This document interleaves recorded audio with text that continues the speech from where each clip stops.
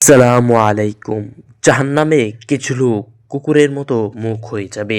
সুদ্দি ও মুহরার প্রমুখ হজরত আবদুল্লাহ ইবনে আব্বাস রাদিয়াল্লাহু মাসউদ রাদিয়াল্লাহুর বহু সংখ্যক সাহাবী থেকে বর্ণনা করেন যে ফেরাউন একটা স্বপ্ন দেখেন যে বাইতুল্লাহ মুকাদ্দাসের দিক হতে একটি আগুন এসে মিশরের ঘরবাড়ি ও মূল আদিবাসী কিব্বতে জ্বালিয়ে দিচ্ছে, অথচ অভিবাসী বনু ইসরায়েলের কিছুই হচ্ছে না। ভীতচকিত অবস্থায় তিনি ঘুম থেকে জেগে উঠলেন। অতঃপর দেশের বড় বড় জেতি ও জাদুকরের সমবেত করলেন এবং তাদের সম্মুখে স্বপ্নের বৃত্তান্ত বর্ণনা দিলেন। এর ব্যাখ্যা জানতে চাইলেন। জ্যোতিষীদের বলল যে অতি সত্বর বনে ইসরায়েলের মধ্যে একটি পুত্র সন্তান জন্মগ্রহণ করবে, যার হাতে মিশরীয়দের ধ্বংস নেমে আসবে।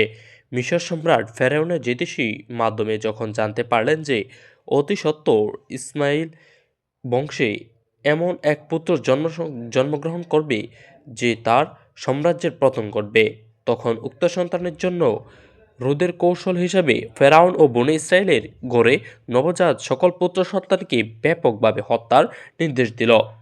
উদ্দেশ্য ছিল এভাবে হত্যা করতে থাকলে একসময় বনু ইসমাইল কওম যুবক শূন্য হয়ে যাবে, বৃত্তরাও মারা যাবে, মহিলারা সব দাসীবৃত্তদের বাধ্য হবে।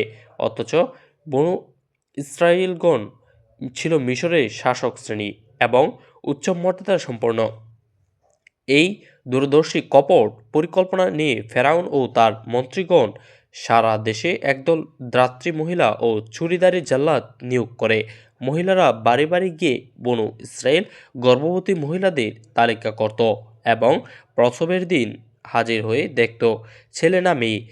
ছেলে হলে পুরুষ জাল্লাদকে খবর দিত, সে এসে ছুরি দিয়ে মায়ের সামনে সন্তানকে জবহ করে ফেলত। এভাবে বনু ইসরায়েল গড়ে গড়ে কান্নার রোল পড়ে গেল। ইবনু কাসির বলেন, একাধিক মুফাসসিরগণ বলছেন যে শাসক দল কিব্বতীরা ফেরাউনের কাছে গিয়ে অভিযোগ করল যে এভাবে পুত্র সন্তান হত্যা করার বনু ইসরায়েলে কর্মজীবী শ্রমিক শ্রেণীর ঘাটতি হচ্ছে, যাতে তাদের কর্মী সংকট দেখা দিয়েছে। তখন ফেরাউন 1 বছর অন্তর অন্তর পুত্র হত্যার নির্দেশ দেয়। এতে বাদ পড়া বছরের আরণ্যেতে জন্মগ্রহণ হয়, কিন্তু হত্যার বছরের মূসার জন্ম নেয়।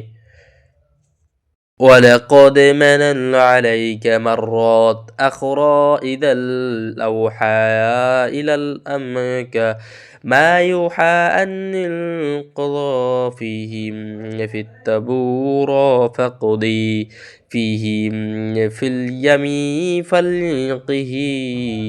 আমরা তোমার উপর আরও একবার অনুগ্রহ করেছিলাম যখন আমরা তোমার মাকে প্রত্যাদেশ করেছিলাম যা প্রত্যাদেশ করা হয়, এই মর্মে যে তোমার নবজাতক সন্তানকে সিন্ধুকে ভরে নদীতে ভাসিয়ে দাও, অতঃপর নদী তাকে তীরে ঢেলে দিবে।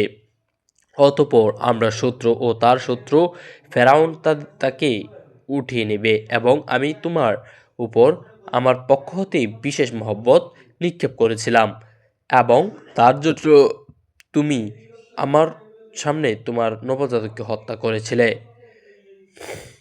أوحى إلي من موسى أن أراضع فإذا خفت عليه فالقيه في اليمين।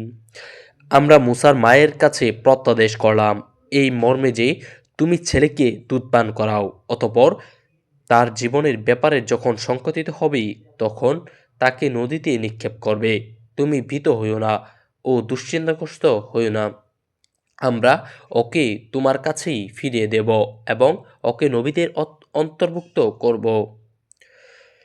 أو أسرافود أم الموسى فعراء كذبا لتود لولا أن ربط على الفبي أي آلاء مؤمنين।